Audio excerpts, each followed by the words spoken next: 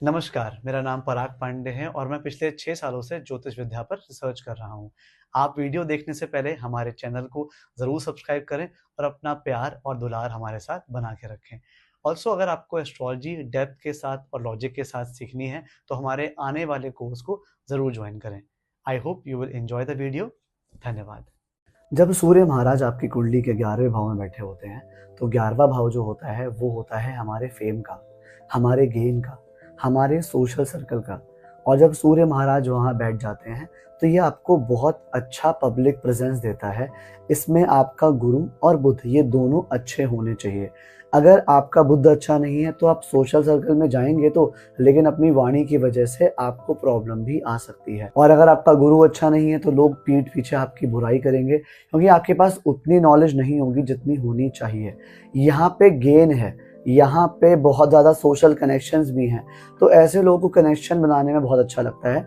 और कोई छोटे मोटे लोगों से कनेक्शन नहीं बनाएंगे। आप लोगों ने अक्सर से देखे होंगे जिनको बहुत लोग जानते हैं, नेता भी जानते हैं, पुलिस भी जानती है, एक्टर्स भी जानते हैं, वो वाला योग यहाँ पे बनता है। खुद अपना काम ना करके कनेक्शंस के थ्रू अपना काम करवाना, रेफरेंस के थ्रू अपना काम करवाना, उसमें ये लोग बहुत अच्छे होते हैं। जो भी सोशल सर्कल होते हैं, सोशल ग्रुप होते हैं, वहाँ पे ये लीड करना चाहते हैं। एक बहुत अच्छे पब्लिक स्पीकर भी बनते हैं ये। ऑल्सो मैंने देखा है, अगर ऐसे लोग अपने बड़े भाई का सम्मान रखते हैं या फिर अपने सीनियर्स की रिस्पेक्ट करते हैं, तब भी उनको काफ़ी अच्छी पॉपुलैरिटी मिलती है।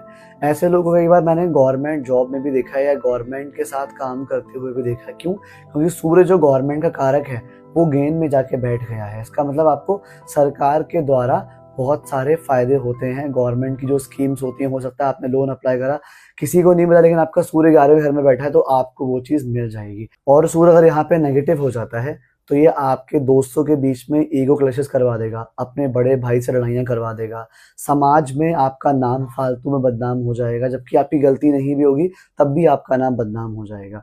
तो यहाँ पे बैठे सूर्य का बहुत अच्छी जगह आपको फ़ायदा उठाना है, तो 11वें भाव के जो कारक बनते हैं, जो कि गुरुदेव होते हैं, उनका आपको बहुत अच्छे से ध्यान रखना है। अगर अपने कर्म आप अच्छे से कर रहे हैं, अपने सत्कर्म कर रहे हैं, तो ये बैठा हुआ सूर्य आपको बहुत ज़्यादा अच्छे फ़ायदे देता है। ऑल्सो सूर्य यहाँ से बैठ के अपने 5th हाउस को देखता है। आपको इसका ध्यान रखना है कि आपकी जो लव लाइफ है, वो आपके फ्रेंड्स या फिर आपके बहुत ज़्यादा जो आउटगोइंग पर्सनैलिटी है, उसकी वजह से हैम्पर हो सकती है। तो अपने वर्क और लाइफ को और अपनी जो एक्सटर्नल लाइफ और जो पर्सनल लाइफ है, उसको बहुत अच्छे से मेंटेन करके रखें। अगर नहीं रखते हैं, तब भी ये बड़ी समस्याएं आपको दे सकता है। अपने बड़े भाई और अपने पिता का हमेशा सम्मान करें, स्पेसिफिकली अपने गुरु का, तो ये सूर्य आपको और भी ज़्यादा अच्छे रिजल्ट देना शुरू कर देगा। नमस्कार, मून सीरीज पार्ट 11 में आपका स्वागत है। क्या होता है जब चंद्रदेव बैठ जाते हैं आपके 11वें भाव में? अब देखिए, 11वां भाव है सोसाइटी का, 11वां भाव है गेन का, 11वां भाव हो जाता है हमारे बड़े भाई का भी। अब यहाँ पे क्या होता है, जब भी चंद्रमा आपका बैठा होगा, तो ऐसे लोगों में समाज में वैलिडेशन सीख करना कि भाई मुझे सोसाइटी एक्सेप्ट कर रही है नहीं कर रही है, जो मेरे आसपास के ग्रुप्स हैं उसमें मैं कितना बिलोंग कर पा रहा हूँ, ये बहुत ज़्यादा मैटर कर जाता है। इसीलिए ये लोग ज़माने के साथ चलने में कुछ ज़्यादा ही एनर्जी लगा देते हैं अपनी। फॉर एग्जांपल, कुछ नई चीज़ लेनी है जो कि अभी नई आई है, ट्रेंड में है, तो उसको बहुत ज़्यादा फॉलो करते हैं ये लोग। ट्रेंड को फॉलो करना इनकी बहुत अच्छी हॉबी बन जाती है। ये जो 11th हाउस है, ये आपके दोस्तों का भी है। तो अगर आपका कोई भी ऐसा फ्रेंड है जिसका मून 11th हाउस में है, आपको पता होगा कि वो कितने इमोशंस के साथ, दोस्त नहीं फैमिली मान के ऐसे लोग दोस्तों को चलते हैं। लेकिन आजकल का ज़माना ऐसा है कि आप हर किसी को फैमिली नहीं मान सकते। ये लोग इमोशनली बहुत ज़्यादा एफर्ट लगाते हैं अपने फ्रेंड्स की तरफ, लेकिन फ्रेंड से उतना वापस नहीं मिलता। ठीक है, यहाँ पे एक और चीज़ देखी जाती है कि अगर आपका कोई बड़ा भाई है और अगर आपको बचपन से एक कंपैरिजन दिया जा रहा है बड़े भाई से या बड़े कजिन से, ये एक बहुत बड़ी प्रॉब्लम बन जाती है। फिर आप क्या करते हो कि दूसरों के लिए फिट होने के लिए, सोसाइटी में फिट होने के लिए, आप अपनी इंडिविजुअलिटी जो है वो गवा देते हो। यहाँ पे आपको ध्यान रखना है कि ज़माना अच्छा करोगे तब भी कुछ बोलेगा, बुरा करोगे तब भी कुछ बोलेगा। It is all about the perception. लेकिन जितना अपने इंडिविजुअलिटी के साथ डिसीजन लेंगे, जितना आप खुद के बारे में सोच के कोई भी निर्णय लेंगे, उतना ज़्यादा आपके लिए अच्छा रहेगा। अगर आप ज़माने के हिसाब से सोच के कोई भी निर्णय लेंगे कि नहीं, चलो आज ये कर लेते हैं, नहीं कल चलो ये कर लेते हैं, तो फिर वो आपको बहुत बड़ी प्रॉब्लम दे सकता है। यहाँ पे क्या होता है कि जो उनकी मदर होती हैं वो भी सोशली काफी एक्टिव होती है, मतलब घर पे बहुत ज्यादा ध्यान नहीं होता, बाहर दुनिया में बहुत ज्यादा ध्यान होता है। ऑल्सो ऐसे लोगों को मैं सजेस्ट करूंगा कि अगर आप कोई भी अपना घर बनाते हैं या भी कोई परमानेंट रहने की जगह बनाते हैं, वो आप अपने होम टाउन से अलग बनाएं। वो जितना करेंगे उतना ज्यादा आप सुकून में रहेंगे। अब क्या होता है जब चंद्रमा यहाँ पे खराब स्थिति में बैठ जाए, जब खराब हो जाएगा तो क्या होगा कि भाई इंसान अब थक चुका है, इंसान परेशान हो गया है दूसरों में एडजस्ट हो होकर, तो वो क्या करेगा, वो एकदम कुछ ऐसा काम कर देगा जिसे कोई भी सोसाइटी में एक्सेप्ट नहीं करेगा। जैसे कि अगर मंगल की राशि में बैठ जाता है या फिर किसी खराब ग्रह की दृष्टि पड़ जाती है, तो ऐसे लोग समाज में फिट होने की बजाय समाज से बिल्कुल हटके भी चलना शुरू कर देते हैं। तो कहीं ना कहीं वो जो बैलेंस है ना मून का, वो गड़बड़ होता है। इवन अगर आपके बच्चे के चार्ट में भी 11th हाउस में मून है, तो उसे बड़े भाई से या फिर बड़े कजिन से कंपेयर करना बंद कर दीजिए। अदरवाइज क्या होगा, वो अपनी इंडिविजुअलिटी खो देगा, वो हमेशा आप लोगों को इंप्रेस करने में लगा रहेगा। जितना आप खुद को जानेंगे उतना ही मून आपको रिलैक्स देगा। मरकरी की सीरीज में आगे बढ़ते हुए आज बात करते हैं mercury in the 11th house. देखिए 11वां घर क्या है? 11वां घर है आपके सोशल कनेक्शंस।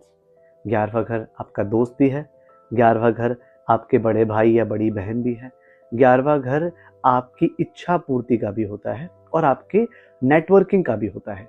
जब बुध यहाँ पे बैठा होता है तो ऐसे लोग नेटवर्किंग में, मास कम्युनिकेशन में काफ़ी अच्छे होते हैं। अगर मरकरी आपके 11वें घर में है तो हो सकता है आपने एक ना एक बार स्टेज पे चढ़ के कुछ ना कुछ बोला हो। एक साथ बहुत सारे लोगों को एड्रेस करना इन लोगों को बड़े अच्छे से आता है। जहाँ भी जाते हैं कनेक्शन बनाने की कोशिश करते हैं, लेकिन आपको ध्यान रखना है कि हर किसी के साथ कनेक्शन नहीं बनाना चाहिए। हमारे बड़े बूढ़े कहते थे, जैसी संगत वैसी रंगत। क्वांटिटी पे ध्यान मत दीजिए कि मैं इतने लोगों को जानता हूँ, चाहे कम लोगों को जानिए, लेकिन ऐसे लोग जानिए जो क्वालिटी के हों, जो आपको सही राह पे ले जाएं। अब जो 11वें घर का कारक होता है ना, वो गुरु होता है। अगर आपका गुरु कुंडली में अच्छा बैठा है तो ये पोजीशन आपको और भी अच्छा रिजल्ट देती है। आप समझिए कि आप 11th हाउस मतलब मासेस को एड्रेस कर रहे हैं। अगर आपके मोरल्स सही नहीं होंगे तो आपके मुंह से कई बार भीड़ भाड़ में या सोशल मीडिया पे या कहीं आप भाषण देने जा रहे हो, आपके मुंह से कुछ ऐसी बात निकल जाएगी जो अभद्र हो सकती है और लोग उसको मिसयूज कर सकते हैं आपकी इमेज को खराब करने के लिए। दूसरा, यहाँ पे कोई भी ऐसा काम जहाँ पे नेटवर्किंग करना होता है, मल्टीपल लेवल पे कम्युनिकेशन करना होता है। लेट्स से आप एक प्रोडक्ट मैनेजर हो जहाँ पे मल्टीपल लोगों से आपकी बात हो रही है, कोई भी ऐसा काम जहाँ पे इवेंट मैनेजमेंट हैंडल करना है, ये सारे काम आप बहुत ही अच्छे से कर सकते हो। सोशल मीडिया, मार्केटिंग, इसमें आप लोग बहुत ही अच्छे होते हो। ऑल्सो आपको ये भी ध्यान देना चाहिए कि सोशल बॉन्डिंग के लिए कहीं आप अपने बहुत डीप सीक्रेट्स या अपने दोस्तों के डीप सीक्रेट्स तो दूसरों के साथ शेयर नहीं कर रहे हो, ये गॉसिप में कन्वर्ट हो जाएगा। अगर ऐसा होगा तो बुध आपको बुरे फल देगा, अच्छे फल नहीं दे पाएगा। ये भी ध्यान रखना है कि हर जगह आपको बोलने की जरूरत नहीं है, कहीं कहीं सुनना भी अच्छा होता है। कई बार ये लोग जवाब देने के लिए सुनते हैं, ना कि समझने के लिए। एक अच्छे लिसनर बनना भी उतना ही इंपॉर्टेंट है जितना अच्छा एक स्पीकर बनना। ऑल्सो एक सलाह मैं और दूंगा, क्योंकि 11th हाउस मास कम्युनिकेशन है, आप ज़्यादा से ज़्यादा लोगों से कनेक्ट करना चाहते हो, तो हो सकता है आप बहुत सारी चीज़ें पढ़ते हो, बहुत सारी चीज़ों के बारे में जानते हो, लेकिन एक ना एक जगह आपकी एक्सपर्टीज भी होनी चाहिए। ऐसा हो सकता है कि आप बहुत सारे सब्जेक्ट्स के बारे में जानते तो हैं, लेकिन एक्सपर्ट आप किसी एक भी चीज़ के नहीं हैं। ये यहाँ पे समस्या दे सकता है। ऑल्सो आपको मैं सलाह दूंगा कि आप जिस रूम में रहते हो या अपने ऑफिस में जहाँ जाते हो, वहाँ पे एक बांस का प्लांट रखें, एक ट्रांसपेरेंट वेसल में, वो आपको बहुत ही बढ़िया रिजल्ट देगा। जब आपके चार्ट में मंगल 11वें घर में बैठ जाए, 11वां घर जो होता है लाभ का, जो होता है दोस्तों का, जो होता है समाज का, 11वां घर हमारी इच्छाओं की पूर्ति का भी होता है। तो अगर मंगल वहां चला जाता है तो आप सोचिए आपका सारा एफर्ट कहाँ जाएगा, आपका सारा एफर्ट जाएगा अपनी इच्छाओं की पूर्ति में। तो ऐसे लोगों के पास पैसा जरूर होता है। क्या ध्यान देना है, क्योंकि ये समाज का घर है, बड़े भाई का घर है, दोस्तों का घर है, उन लोगों से बहुत अच्छे से बना के रखनी है। इम्पल्सिव डिसीजंस नहीं लेने। ऐसे लोगों को लड़ाई करने में या दूसरों से बहस करने में उसको एंजॉय करते हैं, लेकिन अग्रेसिव नहीं होना है आपको। अगर आप अग्रेसिव होंगे तो ये चीज़ आपको नुकसान देंगी। अगर कोई बुरा प्लैनेट है या फिर बैड प्लेसमेंट है मंगल की, तो ये क्या कर देगा, ये अपने दोस्तों से झगड़ा करवा देगा, ये आसपास के लोगों से झगड़ा करवा देगा, ये भाई है जो बड़े भाई या बड़ी बहन होगी उससे रिश्ते खराब करा देगा। तो इस चीज़ का आपको बहुत ध्यान देना है। फिर इसकी जो चौथी दृष्टि होती है वो जाती है सेकंड हाउस पे। अब देखिए, आपको समाज में अपनी पहचान बनानी है तो आपको अपनी वाणी पे जरूर काम करना पड़ेगा। ये लोग जो बोलते हैं अपने कमिटमेंट पे हमेशा पक्के रहते हैं। जिसका भी मंगल 11वें घर में है वो अपने कमिटमेंट का बहुत ही पक्का इंसान होता है, क्योंकि वो अपने वाणी को प्रोटेक्ट कर रहा है, अपने वचन को प्रोटेक्ट कर रहा है। सेकंड हाउस से फैमिली के लिए भी बहुत प्रोटेक्टिव होते हैं। फैमिली के सपोर्ट से लोग बहुत आगे जाते हैं और बहुत अच्छा पैसा भी कमाते हैं। फिर जो उसकी सातवीं दृष्टि होती है वो जाती है प्यार वाले भाव पे, पांचवें भाव पे, बच्चों वाले भाव पे। ऐसे लोग बच्चे को लेके, प्यार को लेके बहुत कंट्रोलिंग होते हैं, कंट्रोल करना चाहते हैं, नियम बना के रखना चाहते हैं कि देखो प्यार करना है लेकिन नियम के साथ। अगर ये नियम फॉलो नहीं हुआ तो वो प्यार इनका लंबा नहीं चल पाएगा। साथ में पांचवा घर जो होता है वो हमारे पूर्व जन्म के कर्मों का भी होता है। तो ऐसे लोग अगर जितना एफर्ट लगाते हैं, जितना ज्यादा अपनी मेहनत करेंगे, उतना ज्यादा इनके पूर्व जन्म के जो कर्म वो जागृत होते रहेंगे पॉजिटिव तरीके से। फिर जो उसकी आठवीं दृष्टि होती है वो जाती है छठे घर पे। छठा घर हमारे डेली रूटीन का होता है।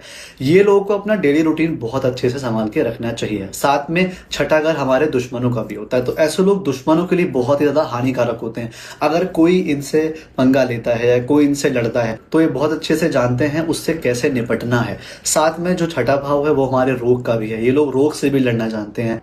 कोई भी बीमारी इनको होती है बहुत जल्दी उससे लड़ना चाहते हैं। जितना ज्यादा ये लोग एक्सरसाइजेस करेंगे, जितना ये लोग जिम जाएंगे, जितना खुद को फिजिकली एक्टिव रखेंगे, उतना ये मंगल इनको यहाँ पे अच्छे रिजल्ट देगा। देखिए, आप लोगों को सोसाइटी में बहुत अच्छी पहचान बनानी है। सबसे इंपॉर्टेंट क्या, अपने वाणी का जरूर ध्यान दें, जो कि चौथी दृष्टि से आपको देख रहा है। अगर इन चीजों का आप ध्यान रखते हैं, यहाँ बैठा हुआ मंगल आपको बहुत पैसा, प्रॉपर्टीज, घर, हर एक चीज देगा।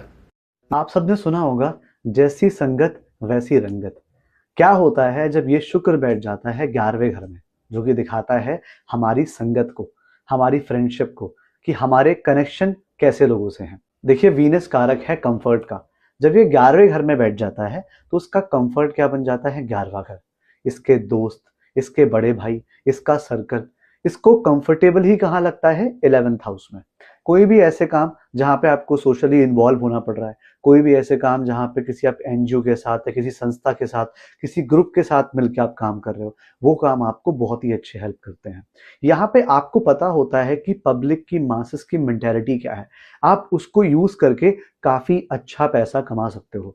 अगर आप इसे काल पुरुष कुंडली के हिसाब से देखें तो ये सेकंड हाउस का लॉर्ड 11th हाउस में बैठा हुआ है। एक तरीके से बहुत अच्छा धन योग बनाता है। यहाँ पे आप जितना ज्यादा स्त्रियों से अच्छे से बना के रखते हैं, उनको जितना रिस्पेक्ट देंगे, ये आपको उतना ही ज्यादा गेन करवाएगा। इवन कई बार आपकी जो शादी भी होती है वो अपने फ्रेंड सर्कल में से ही होती है, क्योंकि आप सोचते हो कि अगर आपने कहीं बाहर से शादी कर ली और वो पर्सन आपके फ्रेंड्स को ना समझ पाए तो दिक्कत होगी। इसलिए फ्रेंड सर्कल में से ही मैरिज होने के भी बहुत ज्यादा चांसेस बढ़ जाते हैं यहाँ पे। और दूसरा, जब भी शुक्र यहाँ पे बैठा होता है, सप्तम हाउस की एनर्जी भी लेके वहां बैठा है। आपका पार्टनर ऐसा होता है ना, जो आपकी हर एक इच्छा को पूरा करने की कोशिश करता है। लेकिन जब ये वीनस नीच का बैठ जाता है तो आपको गेन होता है, लेकिन गेन बहुत जल्दी चला भी जाता है। आपका पार्टनर आपकी इच्छाएं पूरा करना चाहता है, लेकिन उस तरीके से जो तरीके आपको पसंद शायद ना आए। और तो जब वीनस यहाँ पे बैठा होता है तो आप एक ऐसे पार्टनर के साथ जाएं जो थोड़ा सा इंटेलेक्चुअल है। ऐसा नहीं कि आपने सिर्फ ब्यूटी देखी और मैरिज कर ली। आप ये भी देखिए कि सामने वाला इंटेलिजेंट कितना है, वो कैसे ग्रुप में बिहेव करता है, वो ग्रुप में बातें कैसे करता है। बिकॉज आने वाले टाइम में आपको ग्रुप में बहुत ज्यादा इन्वॉल्व रहना पड़ेगा, तो इसलिए किसी ऐसे इंसान के साथ ही मैरिज करें जिन्हें ग्रुप्स में काफी अच्छे से बिहेव करना आता हो और वो आपके ग्रुप के साथ काफी ओके हो पाए। ऑल्सो एक और बहुत खास बात, जब शुक्र यहाँ पे बैठा होता है तो आपके दोस्त चाहे सही कर रहे हो चाहे गलत कर रहे हो, आप उनको सपोर्ट करते हो। लेकिन इस चीज को आपको ध्यान देना है। कई बार हो सकता है आप कुछ इतना गलत चीज में सपोर्ट कर दो जो आपको और आपके फ्रेंड दोनों को बहुत बड़ा नुकसान पहुंचे। क्योंकि देखिए, शुक्र की आदत है, शुक्र ये देखता है मेरा कौन है और पराया कौन है। वो ये नहीं देखता कि सही कौन है गलत कौन है। तो आपको इस चीज का बहुत ध्यान देना चाहिए। ऐसा ना हो कि भाई मेरा सर्कल है, मेरे जान पहचान का इंसान है, तो ये गलत भी करेगा तो ये सही है। इस पे अगर किसी भी तरीके से गुरु की दृष्टि पड़ जाती है, गुरु का प्रभाव आ जाता है, तो ये आपके एक तरीके से सोने पे सुहागा वाला रिजल्ट देता है। आपको समझ में आता है कि जो पैसा है वो सिर्फ मेरा नहीं है, वो पैसा सिर्फ मेरी तरक्की में नहीं, समाज की तरक्की में भी यूज होना चाहिए। जब बृहस्पति आपकी कुंडली के 11वें भाव में बैठे हों, आप देखिए 11वां भाव आपके बड़े भाई का होता है, 11वां भाव आपके लाभ का होता है। तो देखिए गुरु जो कि धर्म का प्लैनेट है और जब ये 11वें भाव में बैठ जाता है जिसे गेंस कहते हैं, तो ऐसे लोगों के जो भी डिजायर्स होते हैं, जो भी इच्छाएं होती हैं, वो धर्मानुकूलित होती हैं। जैसे इनकी इच्छा ये नहीं होगी मैं अपना बड़ा बंगला बनाऊं, इनकी इच्छा होगी कि मैं बड़ी गौशाला बनाऊं, जानवरों के लिए कुछ अच्छा करूं, समाज के लिए कुछ अच्छा करूं। ऐसे डिजायर्स ये लोग लेके पैदा होते हैं। आप यहाँ पर देखेंगे कि बड़े भाई अगर इनके हैं और अगर इनको उनका सपोर्ट मिल जाता है तो अपनी लाइफ में और भी ज़्यादा अच्छे पोजीशन पे पहुंच जाते हैं। ऐसे लोगों को अपने सीनियर्स की रिस्पेक्ट करनी चाहिए। जितना ज़्यादा अपने सीनियर्स की रिस्पेक्ट करेंगे उतना ज़्यादा इनको गेन भी मिलेगा। आप यहाँ देखिए कि जो आपके आइडियाज़ हैं वो सिर्फ आपके नहीं हैं। ऐसे लोग के दिमाग में ऐसे आइडिया होते हैं कि इनको पूरी दुनिया में चेंजेस लाने हैं। इनके विचार सिर्फ इनके नहीं होते, इनके विचार ऐसे होते हैं जो दुनिया में चेंजेस ला सकते हैं। यहाँ पे एक बात आपको ध्यान देनी है कि अगर आप अपने टीचर का सम्मान करते हैं, इवन बचपने में भी अगर आप अपने टीचर से आपने डिसरिस्पेक्ट करी होगी तो उसका फल आपको यहाँ पे ज़रूर मिलता है और वो अच्छा फल नहीं होता। हमेशा टीचर्स का, गुरुओं का, संतों का सम्मान करें तो यहाँ पे बैठा हुआ जुपिटर आपको बहुत अच्छे फल देगा। अब आप देखिए यहाँ पे इसकी जो 5वीं दृष्टि है वो जाती है आपके छोटे भाई बहन के हाउस पे, 3rd हाउस पे, और आपके कम्युनिकेशन पे। आपकी वाणी बहुत प्रभावित करने वाली होती है। ऐसा होता है कि आप लोगों को प्रवचन दें, आप लोगों को सिखा रहे हैं, आप लोगों को बता रहे हैं। आपके छोटे भाई बहन भी आपको एक आदर्श के रूप में देख रहे हैं कि हमें बड़े भाई जैसा बनना है। ऑल्सो जुपिटर की ये दृष्टि आपको एक बहुत अच्छा कम्युनिकेटर और मोटिवेटर भी बनाती है। अब इसकी जो 7वीं दृष्टि होती है वो आपके बच्चों पे जाती है। आप अपने बच्चों को अच्छे संस्कार देने की कोशिश करते हैं, अच्छी से अच्छी चीज़ सिखाने की कोशिश करते हैं। आपने देखा हो कुछ घरों में ऐसे माँ बाप होते हैं जो अपने बच्चों को बचपन से ही धर्म में और पूजा पाठ में लगा के रखते हैं, साथ में रखते हैं, तो वो इसी पोजीशन के कारण होता है। अब जो इसकी 9वीं दृष्टि है, जो सबसे ब्यूटीफुल दृष्टि होती है, वो जाती है हमारे 7वें भाव पे। तो ऐसे लोगों को इनका पार्टनर बहुत प्यार करता है, बहुत अच्छे से रखता है, बहुत नॉलेजेबल और पढ़ा लिखा होता है। और अगर आपका जुपिटर 11th हाउस में है तो आप देखेंगे विवाह के पश्चात आपके पार्टनर का लक ओपन हो जाता है। आपके पार्टनर को अचानक से गेन्स होने लगते हैं। लेकिन अगेन आपको यहाँ पे ध्यान रखना है कि आपको लालच कभी नहीं करना। क्या होता है जब शनिदेव बैठ जाते हैं आपके 11वें घर में? 11वां घर है आपके दोस्तों का, 11वां घर है आपके बड़े भाई का, 11वां घर है आपकी इच्छाओं का, और 11वें घर से हमारे सोशल कनेक्शन भी देखे जाते हैं। अब जब शनिदेव यहाँ बैठ जाते हैं तो उस भाव की परीक्षा होती है। आप बाहर जाते हो, लोगों से मिलते हो, आपको लगता है कि हर कोई आपसे बात करना नहीं चाह रहा, आपको लेफ्ट आउट फील होता है। माना कि एक ग्रुप है जहाँ पे सब लोग घूमने जा रहे हैं और आपसे किसी ने पूछा ही नहीं। फिर आप क्या करते हो? आपको लगता है कि ऐसा क्या है मेरे अंदर, ऐसा मैं क्या करूं जिससे मैं सोसाइटी पे फिट हो पाऊं। लेकिन यहाँ पे आपको क्वांटिटी पे ध्यान नहीं देना। ये जरूरी नहीं कि आपको हर कोई जानता हो, लेकिन जितने लोग जानते हो वो अच्छे से जाने। यहाँ पे जब शनि अच्छे स्थिति में बैठा होता है तो आपको बहुत कम दोस्त देता है, लेकिन ऐसे दोस्त देता है जो आपके लिए कुछ भी कर सकते हैं। आपका बड़ा भाई बहुत ज़्यादा स्ट्रिक्ट हो सकता है, वो आपको डिसिप्लिन सिखाएगा। यहाँ पे इच्छाओं का भी हाउस है और जब शनि यहाँ बैठे होते हैं तो शनि आपको बताता रहता है कि अपने इच्छाओं को हमेशा प्रैक्टिकल रखो। कभी उस चीज़ के बारे में मत सोचो जो अभी तुम डिजर्व नहीं करते। पहले हार्ड वर्क करो, अपने को लायक समझो, फिर उस चीज़ को पाने की कोशिश करो। जैसे जैसे ये लोग मैच्योर होते जाते हैं वैसे वैसे इनकी इच्छाएं पूरी होती जाती हैं। जल्दी से इनको गेन नहीं होते, एकदम से जादू नहीं होता, लेकिन जब भी इनके पास पैसा आता है, स्टेबिलिटी आती है, वो परमानेंट रहती है। अब यहाँ पे जो शनि की 3री दृष्टि है वो कहाँ जाती है? वो जाती है लगन पे। ऑब्वियसली लगन पे जाएगी, आपको अपनी पर्सनैलिटी, आपको अपने आप को कैसे आप दूसरों को दिखा रहे हो उसमें बहुत चेंजेस करने पड़ेंगे। क्यों? क्योंकि आप खुद को बहुत एडजस्ट करना चाह रहे हो, आप अपने आप को समाज में एडजस्ट करना चाह रहे हो। लेकिन यहाँ पे मैं बोलूंगा कि अपने आप को चेंज करने से अच्छा है आप ऐसे लोग ढूंढिए जो आपकी तरह हों। यहाँ पे आप जितने मैच्योर लोगों के साथ कनेक्शन रखेंगे उतना ही आपके लिए अच्छा रिजल्ट मिलेगा यहाँ पे। अब यहाँ पे शनि की जो 7वीं दृष्टि है वो कहाँ जाती है? वो जाती है 5वें घर में। अब यहाँ पे रिलेशनशिप्स को लेके, जो शादी से पहले आपकी रिलेशनशिप होती हैं, उनको लेके आप बहुत ज़्यादा ही सीरियस और स्ट्रिक्ट होते हो। आपको कैजुअल रिलेशनशिप्स बिल्कुल भी यहाँ पे पसंद नहीं आती। अब यहाँ पे जो शनि की 10वीं दृष्टि है वो जाएगी ट्रांसफॉर्मेशन वाले हाउस पे। ऐसे इंसान को कभी भी चेंज से नहीं घबराना चाहिए। आप जितना ज्यादा अपने अंदर बदलाव करेंगे, जितना ज्यादा अडेप्ट करेंगे, उतना अच्छा रहेगा। आप इस बात को समझिए कि शनि की 10वीं दृष्टि शनि का कर्म है। अगर आप अपने आप को अडेप्टेबल पर्सन नहीं बनाएंगे, समय के साथ नहीं बदलेंगे, तो शनि यहाँ पे अच्छे रिजल्ट नहीं दे पाएंगे। आप जितना चेंजेस के लिए रेडी रहेंगे, उतना ज्यादा शनिदेव आपको अच्छा फायदा पहुंचाएंगे और काफी लॉन्ग टर्म टिकने वाली सक्सेस भी देंगे। जब आपकी कुंडली में राहु 11वें घर में होता है और केतु 5वें घर में, तो सबसे बड़ी प्रॉब्लम यहाँ पे आती है कि आपका एक ना एक रिलेशनशिप फ्रेंडशिप की वजह से या दोस्तों की वजह से हैम्पर हुआ होता है। ठीक है, इन लोगों का पढ़ने का मन ज्यादा नहीं करता, एकेडमिक चीजें पढ़ने का मन नहीं करेगा, उसके अलावा जो चीजें होंगी उनको पढ़ने का बहुत मन करेगा। ऑकल्ट वाली चीजों में, रिसर्च वाली चीजों में बहुत ज्यादा पढ़ने का मन करेगा। साथ में राहु इनका 11th हाउस में है, तो ऐसे लोग सोशली बहुत अच्छे से एक्टिव होते हैं। ये लोग बहुत जल्दी ग्रुप्स में या जितने भी सोशल इवेंट्स होते हैं उसमें काफी अच्छा परफॉर्म कर सकते हैं। सोशल मीडिया पे ये लोग काफी जल्दी फेम कमा लेते हैं। ये सारी चीजें इनकी किस्मत में होती हैं, बट इन लोगों को बैलेंस करना सीखना चाहिए कि जो इनकी लव लाइफ है और जो इनकी सोशल लाइफ है उसके बीच में ज्यादा कॉन्फ्लिक्ट्स ना हो। साथ में राहु यहाँ पे 11वें घर में बैठा है, तो ऐसे लोगों को अपने दोस्तों से सावधान रहना चाहिए। किसी भी फ्रेंड पे अंधा ट्रस्ट नहीं करना चाहिए, अदरवाइज कोई ना कोई इनका जो दोस्त है इनको बैक स्टेप कर सकता है या धोखा दे सकता है। अगर आपकी कुंडली में राहु 5th हाउस में है और केतु 11th हाउस में है, तो आपका जो ऑब्सेशन है वो 5th हाउस से जुड़ी हुई चीजों में चला जाता है, जैसे कि आपकी पढ़ाई लिखाई, आपकी क्रिएटिविटी, आपके बच्चे और सबसे इंपॉर्टेंट आपकी लव रिलेशनशिप। देखिए, राहु 5th हाउस में बैठा है तो क्या होगा, आपको जो पार्टनर मिलेगा हो सकता है वो थोड़ा सा मैनिपुलेटिव हो।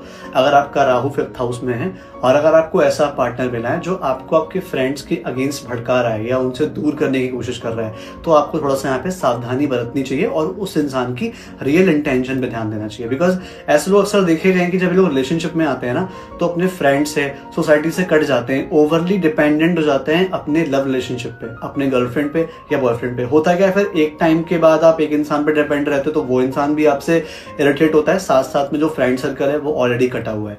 पढ़ाई लिखाई में ऐसे लोग बहुत अच्छे होते हैं, ठीक है, पढ़ाई लिखाई को लेकर इनकी क्लास में एक ना एक बार रैंक भी आई होती है या एक बहुत अच्छे ब्राइट स्टूडेंट होते हैं, बट वही अपना जो टैलेंट है, अपने जो स्किल्स हैं उसको सोसाइटी में प्रेजेंट नहीं कर पाते, बिकॉज केतु जो है वो 11th हाउस में बैठा है। तो इन लोगों को सोशली बहुत एक्टिव रहना चाहिए, जिससे जो उनका 5th हाउस का राहु है इनके लव को, रिलेशनशिप को, क्रिएटिविटी को अफेक्ट न करे।